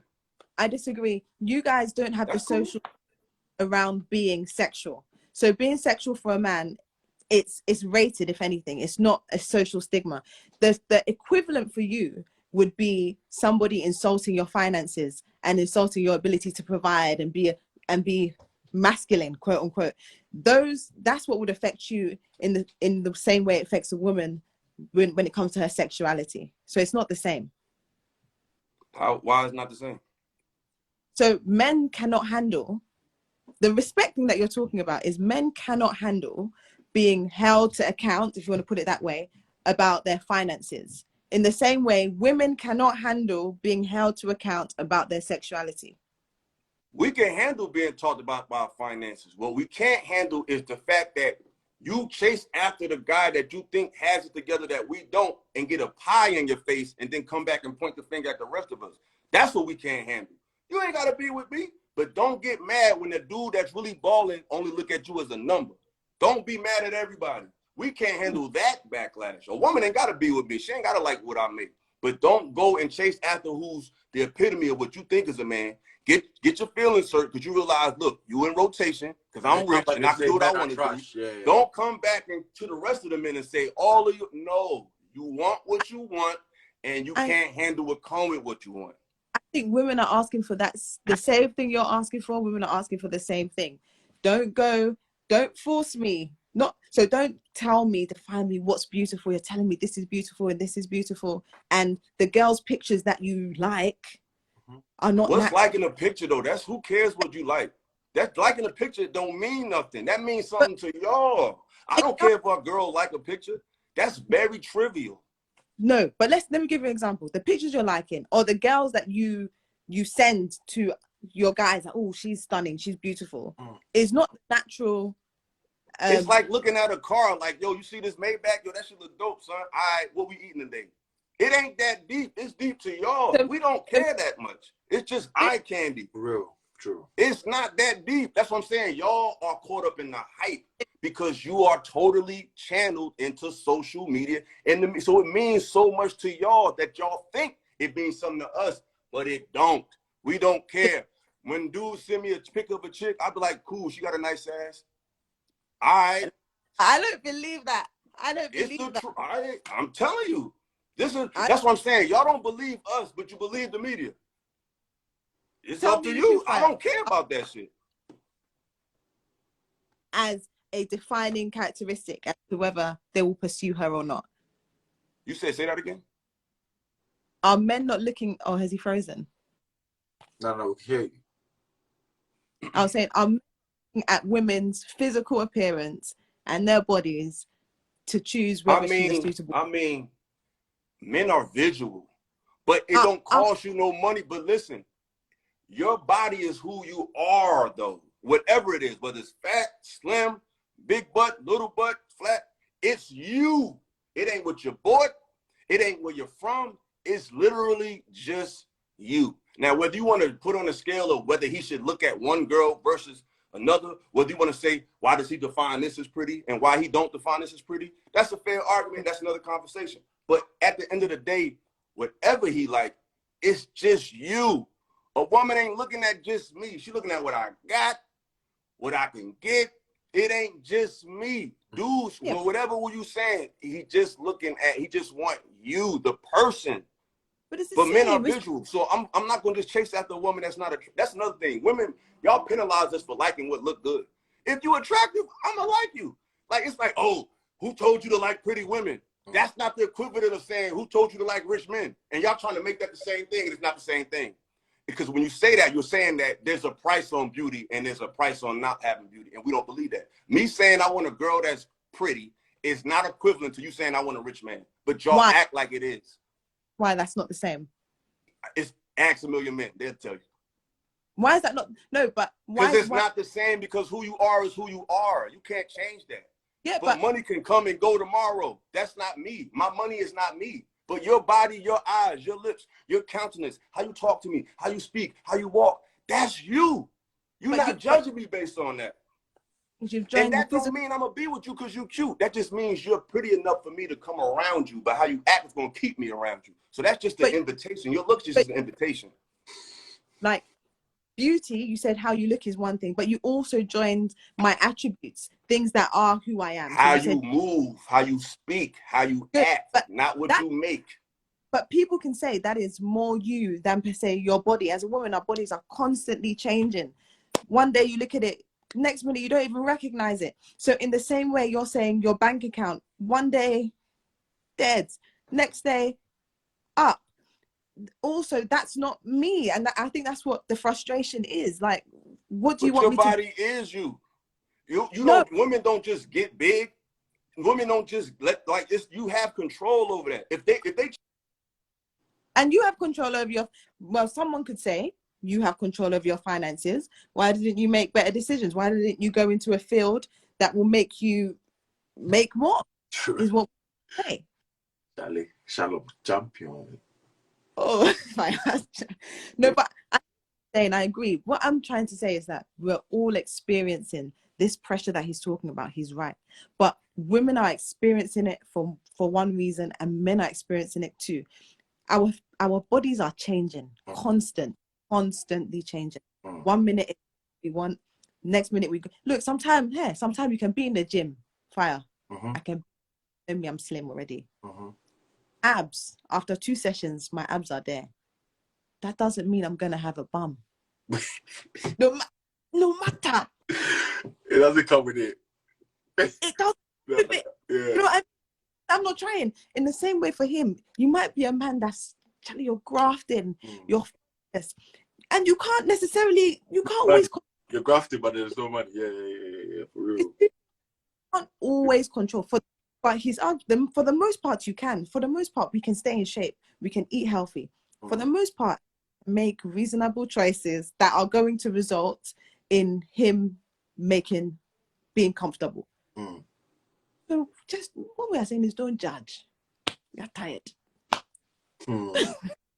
Very small. But you see, that's in it be both ways. You understand? It be both ways. Like, yo, oh, where's she going now? Yeah, but bro, let me put this out there. You see, sometimes when a conversation is going on and it's both sides are going the right way, bro, you don't need to talk. People are in the comments saying, "Oh, fasting, say something." Bro, I don't need to say something because they're saying all the right things. I don't need to say anything. I just need to listen. Sometimes you just have to listen, you know. Sometimes, it's a wise move to just listen. Especially if they're saying the right things. If you're saying the wrong things, that's when you can chip in. But they're both saying all the right things. You understand? Somebody said something funny in the comments? Yeah. You know them. You know how that goes. Yeah. You know how that goes. So yeah, basically, sometimes, bro, another smart way is just shut up and listen. You understand? You know, be every time you talk, no, you talk some, say some. You go talk some shit. You go look dumb. You understand? Yeah. So exactly. When I thought, yo, all right, exactly. come in at the place. Yeah, she's back down.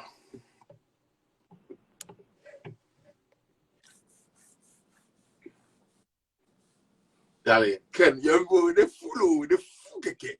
They say, oh, fasting, we wait to see your own. They say all the right things, bro. Sometimes when you meet intelligent people, you don't need to say much. You just need to sharp and just acquire the knowledge. Just, tap into the knowledge and just, listen. You don't need to say some. It don't be every time when you say something, they say, just because you want to look smart or just because you want to look intelligent, bro. You go look dumb, bro. You go look dumb. Exactly. But I hear the sister, and like, we just could agree to disagree. Like I said, like, everybody's experience is different. You know what I'm saying? Like, at the end of the day, I went viral because a lot of people, men and women, resonated with what I said. So everybody not going to agree, but But what I see out here, it seems like men are more open to trying than I feel like women are in most cases. But I can be wrong. That's just what I see. I feel like women are getting their social cues from society more than independent thought or independent research or you know what I'm saying? It's more from mainstream reality where they seem to perceive the world, in my opinion. For real. Sha, forget the people. The people, they say they talk some. I say, hey, everyone they talk, they be sucks. I don't need to say so. I just need to talk, just listen, you understand? And just, because everyone, you two, they say the right things. What make a come? Do you know what? Yeah, I hear you. And do you know what? I must say, sorry, I don't know your name. Eric, well, you call me Illa, Eric, whatever, you know. Illa, right. Like when I saw the viral video that was posted, I was thinking, oh my gosh, like here we go again, you know, because once again, it's a snippet. But actually, like I appreciate this conversation. I think you clarify yourself a lot better. And yes, I don't necessarily agree with everything, but cool. For the most part, like I understand what you're saying and I respect it. I appreciate it. I respect you too. I appreciate the conversation. Definitely. Great. I like the way you handle it. You know, because at the end of the day, it ain't about what you do, it's how you do it. You know what I'm saying? And you presented your arguments in a respectable manner, and I respect that. You know what I'm saying? It's all good. We all, at the end of the day, we just want to be happy. We want to meet people that can make us happy, can add to our happiness and be happy. We all just trying to get to that place. I'm telling you. You know what I'm saying? So we all trying our best. Male, female, you know what I'm saying? We all trying to get there. Yeah. it's the comments for me. Yeah, they crazy people in the comments. Some are just trying to say something, some just want attention. Some see, they want to see us fight. You know what? They when the conversation fight, we ain't gonna fight. Some of these funny comments, bro, it not be necessary, bro. Some of the funny comments, it really not be necessary. You know, Kennedy, Japan, you know, all that shit. I'm like, what's up? What you put it do? Like, bro, we have interesting, intelligent conversation. Why are they trying to make it like some comedy show? It's not. If you know when and where, you understand? But anyway, it's what it is. We still like one. Big up yourself, ILLASOPHICAL. We really respect you. Big up yourself, Sean. Appreciate it. Appreciate it for passing through. You know, it's been great. This conversation was made in heaven. You know, proper enlightenment. You understand? I really appreciate it. And yo, let me tell you what I need, Illa. I need the book. I need some Black History books. I mean, I've read a few. Okay, boom. I'm gonna give you a few right now. I'm gonna give you a couple right now. Y'all ready? Put your pens and papers out. Take a picture, screenshot. I'm gonna give you a couple goodies. This is a good one right here.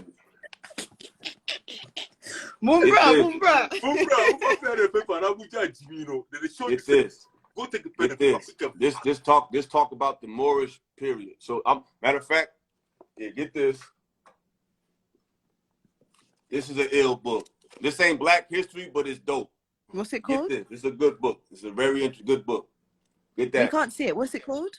Beyond the Indigo Children. All right, I'm just gonna write it here. Beyond. Yeah, but I go for DM. I'll make it DM you and then DM them. Hey. Hold up. Everybody wants the reading. Reading. I got another one. Hold up. I got one for you. It's a good one. It's hard to find, but if you can get your hands on it. What's it called? The Exhuming of a Nation. Yes. Get your hands on this. I got another one for you. Oh yeah. Get this one. Iceman Inheritance. Get that. And it's another deep one for you. This deep now. I don't like just talking. A lot of people like to talk, but they don't give you no source. They don't give you no reference. So you say, this is where all the knowledge come from, you know? You read the back and shit, bro. Salute. Bro. Charlie. Read. Bro. Read. That's good for now. But I want to read y'all. Can I read y'all something real quick? Yeah, Bossman, go on. I want to read y'all something out this book man, right I'm not going to read something. That's not even by air. Salute. See, I appreciate it. You know? Quiet. For real. You're on there, no, Baku. No, Baku. I'm catching Baku. I'm too busy catching Baku, bro. For real. But yeah. Let's see. I'm gonna read this. This is out of this book. It said it has been suggested that the 3 most important years in American history are 1492. That's when the Moors fell from Spain. 1776, and 1865. Of these, 1492 goes far beyond American history. It is pivotal as well in Spanish history, Jewish history, Arab history, in world and church history. Indeed, it is difficult to imagine another single year in the past millennium when so many significant strands of history came together and so changed the world in one swoop. The completion of the 500-year movement to conquer the Moors, the end of the 800-year reign of the glorious culture of Islamic Spain, the consolidation of this modern Spanish state, the sinister explosion of the Spanish Inquisition and Spanish Renaissance in art and literature, the explosion of the Jews, the discovery of the New World, and the subsequent division of the world between Spanish and Portuguese spheres of influence. What this man just said was, when our people fell from a world power, the entire world changed in one moment. So to try to evaluate the world you live in now, you got to go back, because the whole world changed in culture, literature in one moment when y'all fell. That's why it's hard to evaluate today if you don't know where you fell from. So this is literature you can find and study on your own. I got another book. Hold on. One more. Yeah, you need to pin these on. You need to make these highlights on your page. They Came Before Columbus by Ivan Van Sertima. I know that one. Yeah. So yeah. Y'all good. Y'all should be good off of those right there, man. Yeah, it's a good start. That's a good start. Appreciate that. Well, thank you so much. I'm gonna. Bro, thank you too. I need to clap for you. But thank you. I really enjoyed it. Man, clap for y'all too, man. Clap it up. Clap it up. Too much game. That was too much game. Bro, that was $1 billion game, you know? Not even a minute. Appreciate it. Seriously. Appreciate it, bro. Thank you very much. Thank you for having me, you know what I'm saying? I appreciate the platform. I like how you dress. I like your style. You know, you be fly. I see you, bro. Keep doing what you do. You know what I'm saying? If you ever in the States, hit me up. If I'm ever over there, I'll hit y'all up. Soon, for real. You know what I'm saying? I definitely want to go to Africa, so I need some connects. So hit me up, holler at me. Let's make some moves. You know what I'm saying? After all that talk, you gotta hit Ghana now. You have of course. Y'all gonna show me some love? Bro, a lot. 100%. You know? Yeah, man. For real, there's a lot of girls down there, like, they're watching and they're like, yeah, this guy's smart. Hey, say that. Yeah, man. For real. But yeah. Is there anything you want them to know, like other platform handles, like your YouTube and that? Well, I got a YouTube channel. Look, I'm new to this, y'all, so I need y'all support so I can start getting monetized, so I can start bringing more content. I got the new camera. I'm trying to raise my quality, all of that. Hit me on ILLASOPHICAL. I'm on YouTube. Subscribe to my YouTube channel. I'm on Instagram at ILLASOPHICAL, Twitter ILLASOPHICAL, TikTok ILLASOPHICAL. I'm on all those platforms. Find me, follow me. There's more content coming. If you want to collab with me, hit me up. We could do question and answers, whatever you want to do. Anybody that want to work, let's work. You know what I'm saying? Let's work. Hit me up, inbox. Let's get it. You know what I'm saying? Follow me on all platforms at ILLASOPHICAL on all platforms. Yes. It's been a good conversation. Mongo, this is better than what's that for the Sheldon and the John vibes. This go pre this. This is enlightening. You understand? This go mind. This what will guide you in life. You understand? Knowing stuff like this. You know, be all the word. You understand? And I do music too. I do music. If you got beats, send me beats. I do rap. I got music on my page. Check it out, like it, share it. If you see them pages, we see look like a little track. That's me rapping. That's how I got my name, from rapping. It wasn't from just reading. I got my name from spitting. Like that's my first love. So yeah, check the music out, support the music, share that shit. I got a song on my page called 10 Toes Down. Can we hear some bars or something? Like, y'all want to hear some bars? Yeah, bro. Let's end it with that. All right, yo. Listen, yo.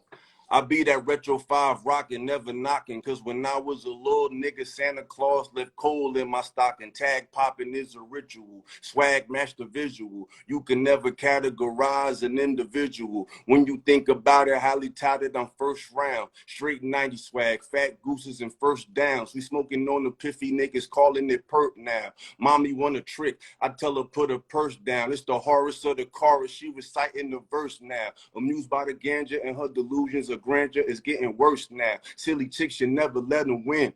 Just because you playing Barbie don't mean that I'm playing Ken. Think again. Smoking stinky got me chinky again. Tales from this crazy attic. Purple trees keep me Asiatic. The celebrated melanated. You hella hated. I'm elevated. So elated to be played with the greatest in your playlist. I'm tookie to these rookies, but I ain't crip. These little niggas get it fucked up, but I don't trip. Cause Illa stay killing tracks. Yeah, they hate, but they know we live.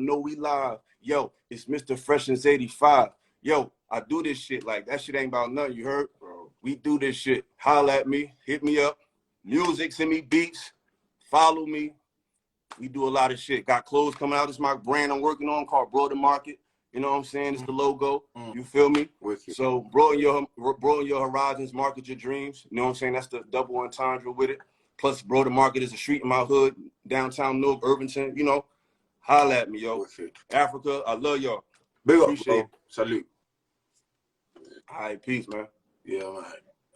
Bro, wanna for really go support your man, you know, bro. This is the kind of things wanna need, you know, for real, Charlie. Your man be work rough. Yeah. But big up Shalom as well, Charlie's, bro. Like, she really holding on proper, you know. I really respect Shalom, bro. She really, it made the conversation interesting because if like Sha don't be intelligent, like the conversation will be, it don't go be that, you know, it could be one-sided. But Sha really, you know, it made the conversation very, very interesting.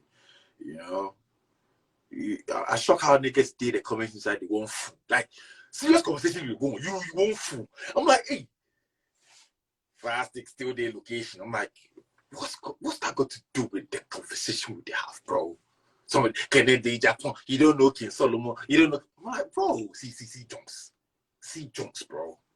Bro, you don't know when and where. What are you saying? So you don't know when to fool and when to make steady and pay attention and listen to sense. You want to every time you want to fool, bro. I mean, mama loon again. Bro, you don't like fool pass me, you don't like fuck up pass me. But as seriousness they go on, I pay attention, they listen. Niggas say, why I need to talk? Because serious people they talk. Why for talk? I for listen. I just for listen, bro. Acquire the knowledge where they have me.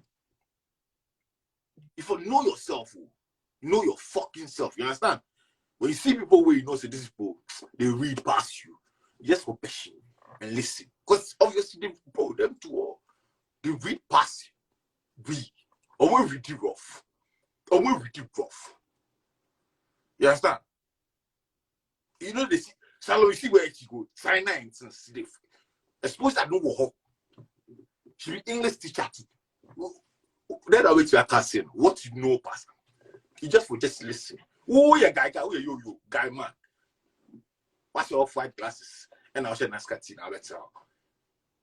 Deep niggas, Bonko, just shut up and listen and just acquire the knowledge. Your dignity, pay attention. But niggas won't make us say what? Know yourself. When you know yourself, it's just like me saying know your shit.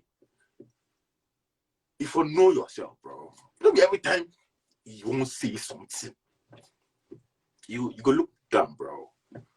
If you try to say something, way later you go to play back. You see, that thing you talk self, it really wasn't it because you still were saying everything that you're trying to say already. So what are you saying? You go look dumb, bro. This is my fucking stand on at the fucking place. We done tax, stand. Boom. I baby.